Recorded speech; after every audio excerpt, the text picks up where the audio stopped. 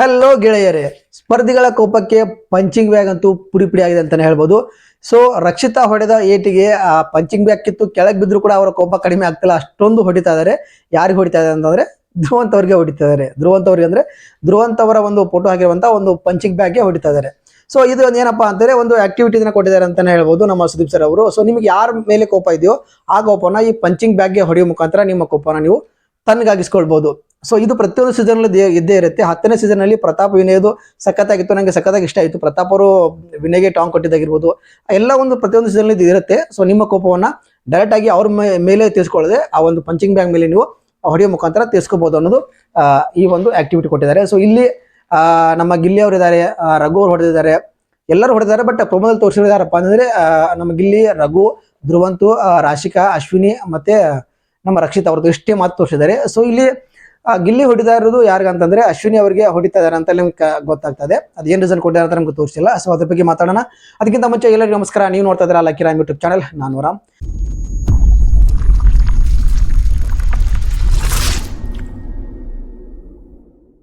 So ನೇರವಾಗಿ ವಿಷಯಕ್ಕೆ ಬರ್ತೀನಿ. ಅದಕ್ಕಿಂತ ಮುಂಚೆ ನೀವೇನಾದ್ರೂ ನಮ್ಮ ಚಾನಲ್ಗೆ ಹೊಸಬರಾಗಿದ್ರೆ ಪ್ಲೀಸ್ ಚಾನಲ್ ಸಬ್ಸ್ಕ್ರೈಬ್ ಮಾಡ್ಕೊಂಡು ಸಪೋರ್ಟ್ ಮಾಡಿ. ಹಾಗೆ ಪಕ್ಕದಲ್ಲಿರೋ ಬೆಲ್ ಐಕಾನ್ ಆಲ್ ಅಂತ ಒತ್ತಿ. ನೀವು ಆಲ್ ಅಂತ ಒತ್ತೋದ್ರಿಂದ ನನಗೊಂದು ಪ್ರತಿಯೊಂದು ವಿಡಿಯೋ ನೋಟಿಫಿಕೇಶನ್ ನಿಮಗೆ ಬರುತ್ತೆ. ಹಾಗೆ ಪ್ಲೀಸ್ ಲೈಕ್ ಕೊಟ್ಟು ಸಪೋರ್ಟ್ ಮಾಡಿ ಅಂತ ಹೇಳ್ತಾ ಬನ್ನಿ ವಿಡಿಯೋನ ಕಂಟಿನ್ಯೂ ಮಾಡ್ತಾ ಇದ್ದೀನಿ. ಸೊ ಗಿಲ್ಲಿ ಇಲ್ಲಿ ಅಶ್ವಿನಿ ಮೇಡಮ್ ಅವರಿಗೆ ಹೊಡೆದಾರೆ ಅಂತ ಗೊತ್ತಾಗ್ತದೆ. ಬಟ್ ಏನ್ ರೀಸನ್ ಕೊಟ್ಟಿದ್ದಾರೆ ಅಂತ ಗೊತ್ತಿಲ್ಲ.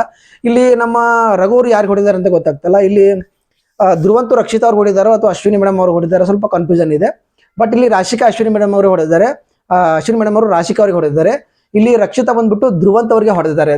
ರಕ್ಷಿತಾ ಅವ್ರದೇ ಒಂಥರ ಫನ್ನಿ ಅಂತ ಹೇಳ್ಬೋದು, ತುಂಬಾ ಕೋಪಗೊಂಡಿದ್ದಾರೆ. ಸೊ ಸ್ಟಾರ್ಟಿಂಗ್ ಇಂದ ಹಿಡಿದು ಇಲ್ಲಿ ತನಕ ಏನೆಲ್ಲ ಆಯಿತು ಆ ಎಲ್ಲ ಕೋಪವನ್ನು ಒಮ್ಮೆ ತೀರ್ಸ್ಕೊತಾ ಇದ್ದಾರೆ ಅಂತ ಹೇಳ್ಬೋದು ನಮ್ಮ ರಕ್ಷಿತಾ ಅವರು. ಇಲ್ಲಿ ರಾಶಿಕಾ ಅವರು ಒಂದು ಕಾರಣ ಕೊಡ್ತಾರೆ, ನೀವು ಸ್ಪರ್ಧಿಗಳನ್ನ ಮ್ಯಾನಿಪುಲೇಟ್ ಮಾಡಿ ಅವರ ಒಂದು ಕ್ಯಾರೆಕ್ಟರ್ನ ಚೇಂಜ್ ಮಾಡಕ್ ನೋಡ್ತೀರಾ ಅನ್ನೋ ರೀತಿ ಮಾತಾಡಿದ್ದಾರೆ. ಸೊ ಆ ಒಂದು ಮ್ಯಾಟರ್ನ ವಿಷಯನ ಇಟ್ಕೊಂಡು ಇಲ್ಲಿ ಅವ್ರಿಗೆ ಒಂದು ಪಂಚಿಂಗ್ ಅನ್ನ ಕೊಡ್ತಾ ಇದ್ದಾರೆ ಅಂತ ಹೇಳ್ಬೋದು. ಸೊ ಇಲ್ಲಿ ಅಶ್ವಿನಿ ಮೇಡಮ್ ಅವರು ರಾಶಿಕಾ ಅವ್ರಿಗೆ ಕೊಟ್ಟಿದ್ದಾರೆ. ಸೊ ನಾ ಇಲ್ಲಿ ಯಾರನ್ನೂ ಮ್ಯಾನಿಪುಲೇಟ್ ಮಾಡ್ತಾ ಇಲ್ಲ, ನಾನು ಇಲ್ಲಿ ಅಲ್ಲಿ ಯಾರ ತರನೂ ಚೇಂಜ್ ಆಗಿಲ್ಲ, ನಾನು ಹೇಗಿದ್ದೀನೋ ಹಾಗೆ ಇದ್ದೀನಿ, ಅಂದ್ರೆ ನೀವು ಚೇಂಜ್ ಆಗಿದ್ದೀರಾ ಅನ್ನೋ ರೀತಿಯಲ್ಲಿ ಮಾತಾಡ್ಕೊಂಡು ಪಂಚನ್ನ ಕೊಡ್ತಾ ಇದ್ದಾರೆ. ಯಾರು ರಾಶಿಕಾ ಅಶ್ವಿನಿ ಕೊಟ್ಟರೆ ಅಶ್ವಿನಿ ಅವರು ರಾಶಿಕಾ ಕೊಡ್ತಾ ಇದ್ದಾರೆ. ಸೊ ಆಮೇಲೆ ಇಲ್ಲಿ ನಮ್ಮ ಗಿಲ್ಲಿ ಅವರು ಅಶ್ವಿನಿ ಮೇಡಮ್ ಅವರಿಗೆ ಕೊಡ್ತಾ ಇದ್ದಾರೆ, ಪಂಚ್ ಕೊಟ್ಟಿದ್ದಾರೆ. ಬಟ್ ಏನ್ ಹೇಳಿದಾರೆ ಅಂತ ನಮಗೆ ತೋರಿಸಿಲ್ಲ. ಆ ಸೆಕೆಂಡ್ ಒನ್ ಬಂದ್ಬಿಟ್ಟು ಇಲ್ಲಿ ಮೇನ್ ಆಗಿರೋದು ನಮ್ಮ ರಕ್ಷಿತ್ ಅವ್ರದ್ದು. ಯಪ್ಪ ಏನ್ ಕೋಪ ಅಂತ ಹೇಳ್ತೀನಿ ನಾನು. ಸ್ಟಾರ್ಟಿಂಗ್ ಇಂದ ಹಿಡಿದು ಇಲ್ಲಿ ತನಕ ಏನೆಲ್ಲ ಆಯ್ತು, ಏನೆಲ್ಲ ಅಂದ್ರು, ಏನೆಲ್ಲ ಅನ್ಸ್ಕೊಂಡ್ರು ರಕ್ಷಿತ್ ಅವರು ಎಲ್ಲ ಕೋಪವನ್ನ ಒಮ್ಮೆ ಇಲ್ಲಿ ಹೊರಗಡೆ ಹಾಕ್ತಿದ್ದಾರೆ ಅಂತಾನೆ ಹೇಳ್ಬೋದು. ಅಷ್ಟೊಂದು ಕೋಪ ಪಂಚಿಂಗ್ ಬ್ಯಾಗ್ಗೆ ಹೊಡೆದು ಆ ಪಂಚಿಂಗ್ ಬ್ಯಾಗೆ ಕಿತ್ ಕೆಳಗೆ ಬಿದ್ರು ಕೂಡ ಅದನ್ನ ಎತ್ಕೊಂಡು ಮತ್ತೆ ಹೊಡಿತಾ ಇದಾರೆ ಅಂತಂದ್ರೆ ತಿಳ್ಕೊಳ್ಳಿ ಎಷ್ಟು ಕೋಪ ಇರಬಹುದು ಧ್ರುವಂತ್ ಅವರ ಮೇಲೆ. ಧ್ರುವಂತ್ ಅವ್ರಿಗೆ ಏನಾದ್ರು ಹೊಡಿಬೇಕಂತ ಚಾನ್ಸ್ ಕೊಟ್ರೆ ಒಬ್ಬ ರಕ್ಷಿತಾ ಅಂತ ಏನ್ ಬಿಡೋ ತರ ಕಾಣ್ತಾ ಇಲ್ಲ. ಬಟ್ ಇಷ್ಟೆಲ್ಲ ಆದ್ರೂ ಕೂಡ ಧ್ರುವಂತ್ ಅವರು ಅಲ್ಲಿ ನಗ್ತಾ ಇದಾರೆ. ಅಪ್ಪ ಈ ವ್ಯಕ್ತಿ ಅರ್ಥ ಮಾಡ್ಕೊಳಕ್ಕೆ ನನ್ಗೆ ಆಗ್ತಾ ಇಲ್ಲ. ಒಂದ್ ರೀತಿ ನೋಡಿದ್ರೆ ಚೆನ್ನಾಗಿ ಒಳ್ಳೆಯವ್ರ ಅಂತ ಅನ್ಸುತ್ತೆ, ಇನ್ನೊಂದ್ ರೀತಿ ನೋಡಿದ್ರೆ ಯಾಕೆ ಇದು ಸೈಕೋ ತರ ಆಡ್ತಾರೆ ಅಂತ ಅನ್ಸುತ್ತೆ. ಅವರನ್ನ ಅರ್ಥ ಮಾಡ್ಕೊಳ್ಳೋದಲ್ಲೇ ಒಂಥರ ಅರ್ಥನೇ ಆಗಲ್ಲ ಯಾವ ರೀತಿ ಇದೆ ಅಂತ. ಬಟ್ ಇಲ್ಲಿ ಈ ಒಂದು ಆಕ್ಟಿವಿಟಿ ನಡೆಸೋದ್ರಿಂದ ಮತ್ತೆ ಒಬ್ಬೊಬ್ಬರಲ್ಲಿ ಬೆಂಕಿ ಹತ್ಕೊಳುತ್ತೆ ಅಂತ ಹೇಳ್ಬೋದು. ಯಾಕಂದ್ರೆ ಇಲ್ಲಿ ಕೊಡುವಂತ ರೀಸನ್ ಆಗಿರ್ಬೋದು, ಕೋಪದಿಂದ ಹೊಡೆದಿರೋದಾಗಿರ್ಬೋದು, ಇದೆಲ್ಲ ಮತ್ತೆ ಅವರು ಅಂದ್ರೆ ಬೆಂಕಿ ಹಚ್ಚಿದಂಗೆ ಆಗುವಂತ ಕೆಲಸ ಅಲ್ವಾ ಇದು. ಸೊ ಇದು ಮುಂದಿನ ವಾರಕ್ಕೆ ಪ್ರತಿಯೊಬ್ಬ ಸ್ಪರ್ಧಿಗಳಿಗೂ ಒಂಥರ ಪುಷಪ್ ಕೊಟ್ಟಂಗೆ ಅಂತ ಹೇಳ್ಬೋದು. ಸ್ವಲ್ಪ ಅಂದ್ರೆ ಅವ್ರಿಗೆ ಈ ಒಂದು ಕಾರಣ ಸಿಗುತ್ತೆ, ನಾಮಿನೇಟ್ ಮಾಡೋಕ್ಕಾಗಿರ್ಬೋದು, ಮತ್ತೊಂದಕ್ಕಾಗಿರ್ಬೋದು, ಏನೋ ಒಂದು ಕಾರಣ ತೆಗೆದುಕೊಂಡು ಈ ಒಂದು ಕಾರಣ ಇಟ್ಕೊಂಡು ಜಗಳ ಆಗಿರ್ಬೋದು, ಮತ್ತೊಂದಾಗಿರ್ಬೋದು, ಮುಂದಿನ ವಾರದಲ್ಲಿ ಖಂಡಿತವಾಗ್ಲೂ ಹಾಗೆ ನೀವು ಬೇಕಾದ್ರೆ ನೋಡ್ತಾ ಇರಿ. ಗಿಲ್ಲಿ ಅವರು ಅಶ್ವಿನಿ ಅವ್ರನ್ನ ಯಾಕೆ ತಗೊಂಡ್ರು ಅನ್ನೋದು ಗೊತ್ತಿರುವಂತದ್ದೇ. ಸ್ಟಾರ್ಟಿಂಗ್ ಇಂದ ಇಲ್ಲಿ ತನಕ ಅವರು ಅಂದ್ರೆ ಟಾಮ್ ಅಂಡ್ ಜೆರ್ರಿ ತರ ಇದ್ದಾರೆ. ಇಬ್ರು ಕೂಡ ಅಶ್ವಿನಿ ಅಂದ್ರೆ ಗಿಲ್ಲಿ ಆಗಲ್ಲ, ಗಿಲ್ಲಿ ಅಂದ್ರೆ ಅಶ್ವಿನಿ ಆಗಲ್ಲ. ಬಟ್ ಆಮೇಲೆ ಇಬ್ರು ಕೂಡ ಕೂಡಿರ್ತಾರೆ. ಬಟ್ ಏನೋ ಒಂದ್ ಕಡೆ ಬಂದಾಗ ಜಗಳ ಅನ್ನೋದು ಕಾಮನ್ ಆಗಿಬಿಟ್ಟಿದೆ. ಸೊ ಯಾವ ವಿಷಯ ಇಟ್ಕೊಂಡು ಅವ್ರಿಗೆ ಹೊಡಿದಾರೆ ಅಂತ ನಾನು ಕಾದು ನೋಡಬೇಕಾಗಿದೆ. ರಘು ಅವರು ಯಾರು ಹೊಡಿದಾರೆ ಅಂತ ಅಷ್ಟೊಂದು ಸ್ಪಷ್ಟವಾಗಿ ಕಾಣಿಸಿಲ್ಲ ಪ್ರೊಮೋದಲ್ಲಿ. ನನ್ಗೆ ಅನ್ಸೋ ಮಟ್ಟಿಗೆ ಅಶ್ವಿನಿ ಅವರಿಗೆ ಧ್ರುವಂತ್ ಅವರು ಹೊಡೆದಿದ್ದಾರ ಅಂತ ಅನ್ಸುತ್ತೆ. ಬಟ್ ನೋಡ್ಬೇಕು ಏನಂತ ಗೊತ್ತಿಲ್ಲ, ಕ್ಲಾರಿಟಿ ಇಲ್ಲ. ಬಟ್ ಇವತ್ತಿನ ಎಪಿಸೋಡ್ ನೋಡೋಣ ಏನಂತ ಇದೆ. ಎಪಿಸೋಡ್ ನೋಡೋದೇ ಮಾತಾಡ್ಬೇಡ, ಯಾಕಂದ್ರೆ ನಿನ್ನೆ ಒಂದು ಎಪಿಸೋಡ್ ಅಲ್ಲಿ ಆಗಿದ್ದೆ ಬೇರೆ, ಪ್ರೊಮೋದಲ್ಲಿ ತೋರಿಸಿದ್ದೆ ಬೇರೆ ಅಲ್ವಾ. ಸೊ ಹಂಗಾಗಿ ಪ್ರೊಮೋದಲ್ಲಿ ಇರೋದು ಎಪಿಸೋಡ್ ಇರುತ್ತೆ ಅಂತ ಹೇಳಕ್ಕಾಗಲ್ಲ.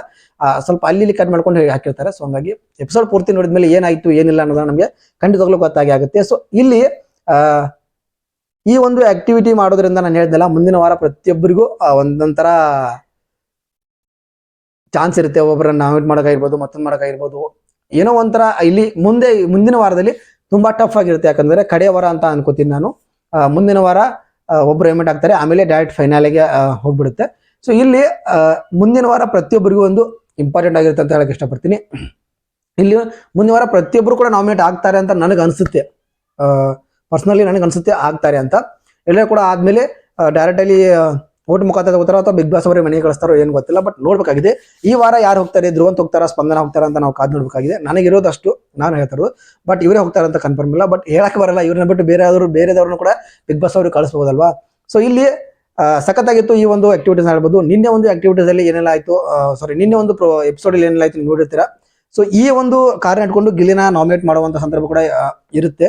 ಸೊ ಗಿಲ್ಲಿಗೆ ಯಾವ ರೀತಿ ಇದ್ದಾನೆ, ಗಿಲ್ಲಿ ಯಾವ ರೀತಿಗೆ ಆಡ್ತಿದ್ದಾನೆ, ಗಿಲ್ಲಿಗೆ ಬಿಗ್ ಬಾಸ್ ಅನ್ನು ಯಾವ ರೀತಿ ಅರ್ಥ ಮಾಡ್ಕೊಂಡಿದ್ದಾನೆ ಎಲ್ಲವನ್ನ ಸುಧಾರಿಸಿ ಹೇಳಿದ್ದಾರೆ. ಇದನ್ನ ಇಟ್ಕೊಂಡು ಗಿಲ್ಲಿ ಮೇಲೆ ತಿರುಗಿ ಬೀಳುವಂತ ಸಾಧ್ಯತೆ ಇರುತ್ತೆ ಎಲ್ಲ ಸ್ಪರ್ಧಿಗಳು. ಯಾಕಂದ್ರೆ ಈ ಸ್ವಲ್ಪ ಏನಾದ್ರು ಗಿಲ್ಲಿ ಬಗ್ಗೆ ಗೊತ್ತಾದ್ರೆ ಸಾಕು ಅಷ್ಟೊಂದು ಹಾಕಿ ತುಳಿತಾ ಇದಾರೆ. ಬಟ್ ಇಷ್ಟೆಲ್ಲ ಸುಧಾರಿಸಿ ಹೇಳಿದ್ಮೇಲೆ ಗಿಲ್ಲಿನ ಬಿಡ್ತಾರಾ? ಸೊ ನೋಡೋಣ ಏನಾಗಿದೆ ಅಂತ. ಸೊ ಇಲ್ಲಿ 100 ದಿನಗಳನ್ನ ಪೂರೈಸಕ್ಕೆ ಬಂದಂತ ಪ್ರತಿಯೊಬ್ಬರಿಗೂ ಕೂಡ ಕಂಗ್ರಾಚುಲೇಷನ್ ಹೇಳಕ್ಕೆ ಇಷ್ಟಪಡ್ತೀನಿ. ಈ ಪ್ರೊಮೋ ಇದಾಗಿತ್ತು. ಈ ಪ್ರೊಮೋ ನಿಮ್ಗೆ ಯಾವ ರೀತಿ ಅನಿಸ್ತು? ರಕ್ಷಿತ್ ಅವರ ಕೋಪ ನಿಮ್ಗೆ ಯಾವ ರೀತಿ ಅನಿಸ್ತು? ಏನಾದ್ರೂ ಧ್ರುವಂತ್ ಅವ್ರನ್ನ ಹೊಡೆಯಕ್ಕೆ ಚಾನ್ಸ್ ಕೊಟ್ರೆ ಬಿಡ್ತಾರಾ? ಅದನ್ನ ಕಮೆಂಟ್ ಮಾಡಿ ಅಂತ ಹೇಳಕ್ಕೆ ಇಷ್ಟಪಡ್ತೀನಿ.